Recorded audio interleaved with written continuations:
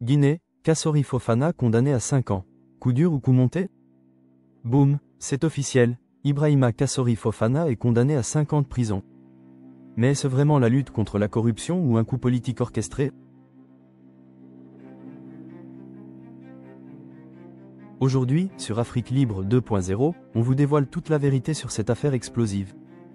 Présentation des faits et des chiffres. Le 27 février 2025, la Cour de répression des infractions économiques et financières, CRIEF, a rendu son verdict. 5 ans de prison pour Kassori Fofana. Une amende de 2 milliards de francs guinéens. Accusé de détournement de 15 milliards de francs guinéens et d'un enrichissement illicite de 19 milliards. La chronologie de l'affaire. 6 avril 2022, arrestation de Kassori Fofana, quelques jours après s'être proclamé président par intérim du RPG Arc-en-Ciel. 15 mars 2023, ouverture du procès, auquel il ne s'est jamais présenté. 10 décembre 2023, un juge autorise son évacuation sanitaire vers Paris, décision bloquée par le procureur Ali Touré. 20 janvier 2025, le parquet requiert initialement 5 ans de prison, 5 milliards d'amende et la saisie de ses biens. Et ce 27 février 2025, le verdict final rendu. Mais qui est Ibrahima Kassori Fofana? Ancien Premier ministre et figure centrale sous le régime d'Alpha Condé.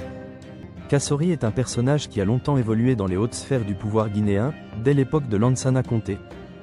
Sa carrière est marquée par des allégations de corruption déjà par le passé, et il reste aujourd'hui une figure controversée.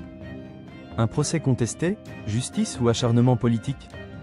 Ce procès s'est caractérisé par l'absence de l'accusé et le boycott des audiences par ses avocats. Kassori Fofana a toujours affirmé que ses droits ne sont pas respectés et dénonce un procès politique. Des décisions de justice antérieures, notamment de la Cour de justice de la CEDEAO et de la Cour suprême guinéenne, ont déclaré sa détention illégale, mais rien n'a été fait. Et si cette condamnation n'était que le début?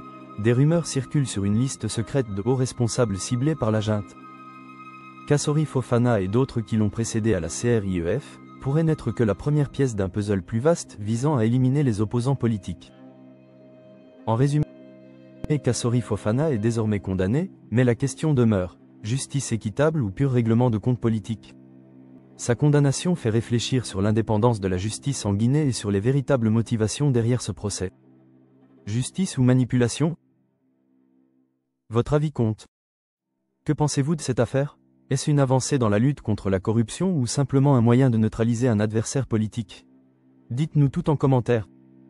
Merci d'avoir regardé. N'oubliez pas de liker, partager et surtout, vous abonner à Afrique Libre 2.0 pour plus de contenu.